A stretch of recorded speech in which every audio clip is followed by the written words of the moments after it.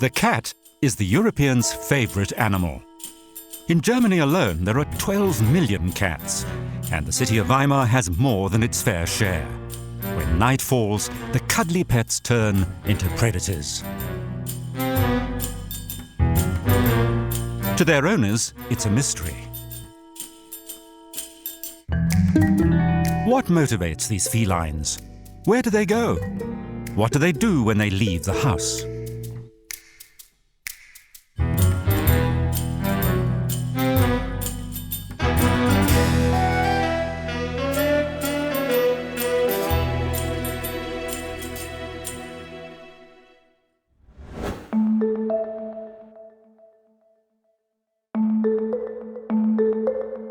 Bauhaus University in Weimar.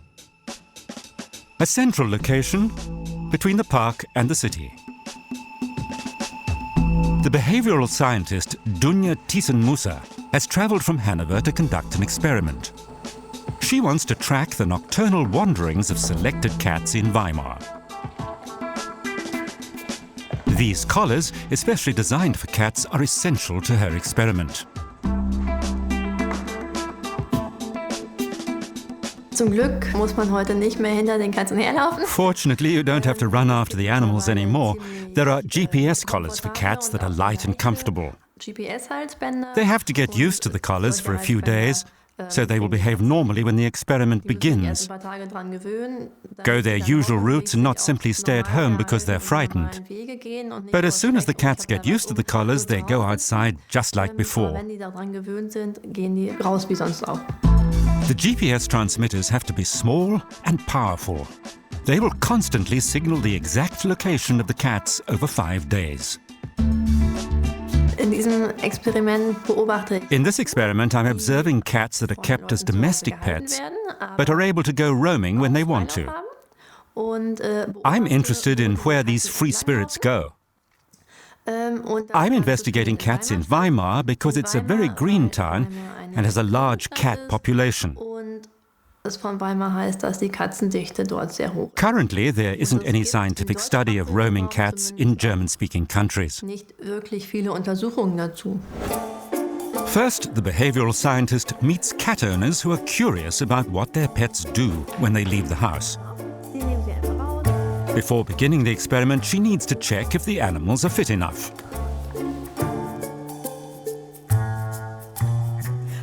Now put the collar on her.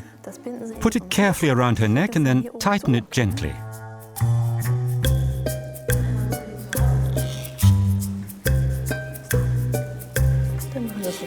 Of course, you should ideally do this relaxed and at home.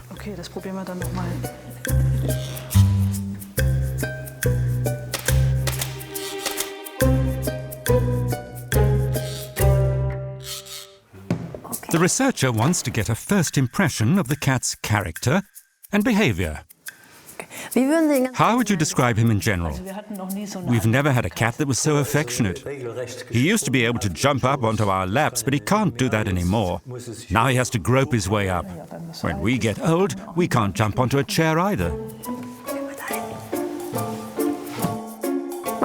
Here you can see clearly that his ear has been ripped. Yes, he was in a fight. He used to get into scraps from time to time. And here on the right side of his neck he has a big lymph node. He obviously has inflammation somewhere.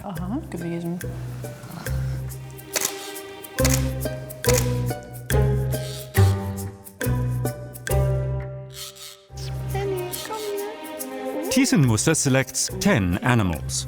Old, young, male, female, shy, cheeky. Single pets and group animals. Do they sometimes bring mice or birds home? They sure do. More than enough. Everything. Everything? What exactly? Well, not many birds, we forbid that. The cats aren't completely obedient, but they bring any number of mice home. Last year, at least 50 or 60 mice. That's why we suspect things are happening out there that we don't know anything about. So we're very interested in what they do.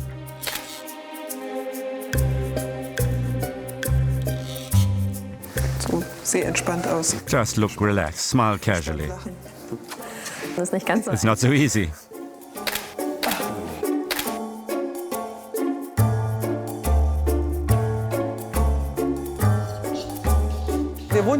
We live just across the way, near the university grounds. Our cats know the area well. Uli. Ernie. Tschüss. Tschüss. Tschüss.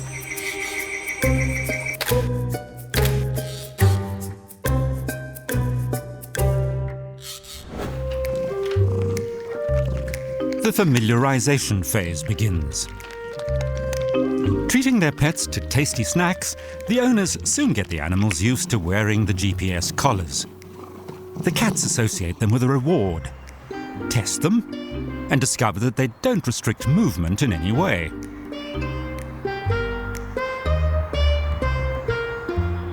The collar has a safety lock that opens in an emergency.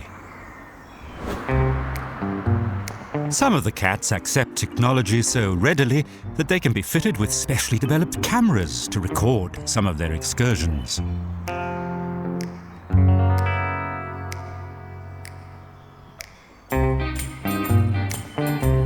A cat's eye view of the world.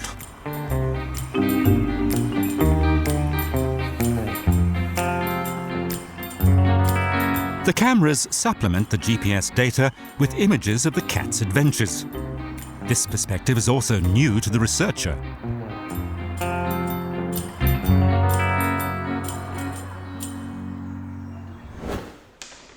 The park on the Ilm, in the center of Weimar, forms the core of the research area.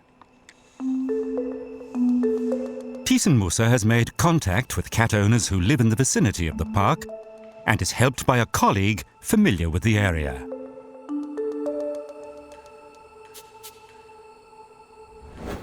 The vet Axel Peukert not only knows Weimar well, some of the cats are his patients. He often walks through the park. The River Ilm divides the park into an eastern and a western section. Grassy meadows characterize the landscape. Hinter uns ist das Tal der Ilm und diese wilde Wiese. The Ilm Valley is behind us. This meadow is ideal for mice. Kann hier recht gut jagen. Ohne Katze. A cat can hunt very successfully here. Höhe her. The grass is just the right height for a cat. Wenn ich mich aufrichte, schaue. When it stands up, it can survey the entire meadow. And with its wonderfully developed sense of hearing, it can hear where sounds indicate the presence of a prey.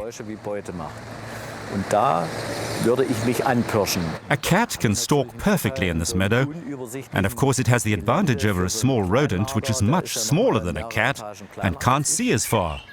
Der hat viel weniger Überblick, da komme ich einfach besser ran. Weimar is the unofficial cat capital of Germany.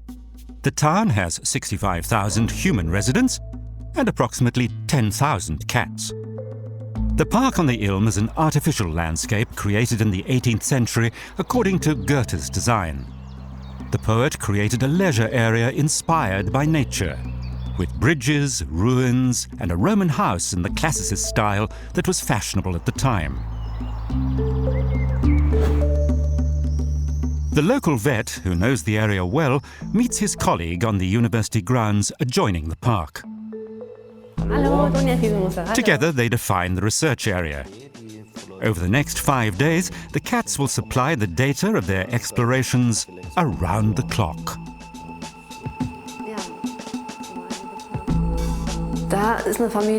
This is a family with 3 cats, Ernie, Wully and Henning. The interesting thing is that the owners are asking themselves whether Henning crosses the street into the park because they think he's very scared of streets. This is Rudy. He's 15 years old. He also lives close to the park with an elderly couple. He's one of the oldest participants in the research program. He's 15. They told me he was often injured. Yes, he was brought to me often as a patient.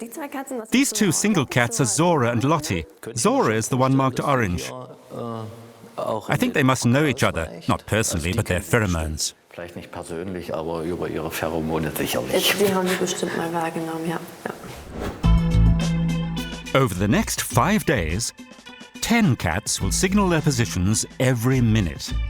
600 data units per second. 14,400 per day. The cat researcher will gather tens of thousands of data units.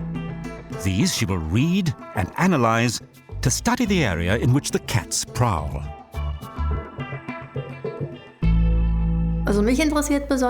I'm especially interested in finding out how big their territories are. Since we know there are a lot of cats in Weimar, their territories are probably smaller than, say, that of a farm cat in the countryside. I'm also interested in comparing the behavior of the cats, whether, for instance, the territory of the male cats is bigger than that of the females. Lottie was the first to get used to the GPS collar.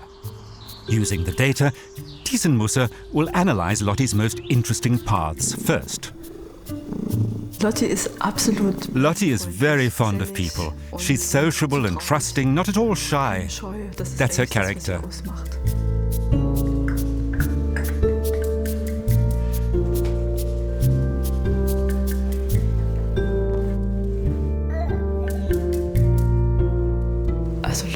Lottie loves children as well.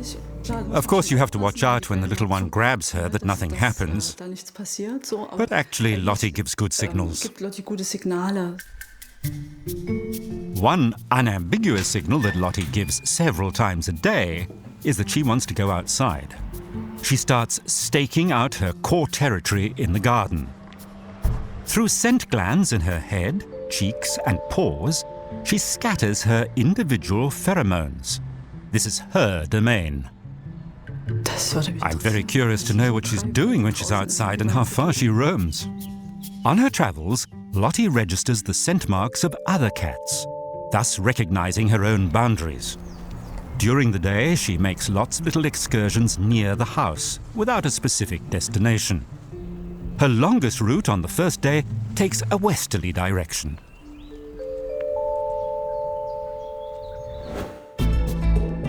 On the first day of the study, around 1 p.m., Dunja Thiessen-Musser discovers something surprising. The behavioral scientist is analyzing Lottie's data, thousands of time and position points. In the case of Zora and Lottie, who live in the same area, I was mainly interested in finding out whether they know each other and share a territory, or whether perhaps one runs there and the other takes another direction. Reconstructing this 60-minute excursion from the day's data gives the researcher useful information. Apparently, it's a trip to the border, at which the two animals spy on each other without an actual sighting. They can smell each other. While Lottie first slopes off to the east during the afternoon, she soon turns around and follows a zigzag course westwards. Apparently, she's renewing her scent marks and investigating border violations by other cats. Precisely 12 hours later, shortly after 1 a.m., Zora checks her borders in Lottie's direction and recognizes the movements of her rival from the scent marks.